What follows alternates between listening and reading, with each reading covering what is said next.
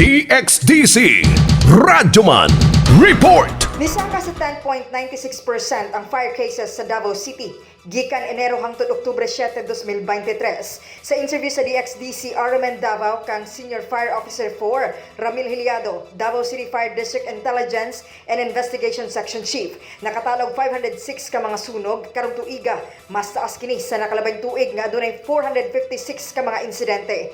Nag-una gihapong rason ang electrical ug sagad mahitabo sa mga residential areas. Sa mga residential areas nga sagad tikit-tikit ang balay kanang mga walay klaro or karamihan nato nga wala bitay klaro ang sa mga electrical installation nila, no, ubanana kanang mga ginatawag nato nga line connections na.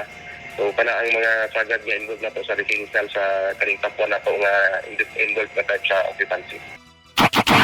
Mobalor sa 78 million pesos ang damyo sa mga sunog sa 2023 ug adunay unom nga natalang patay. Kasama mo sa balita ug serbisyo publiko, Radyoman Amy Ganita, Tatak, RMN.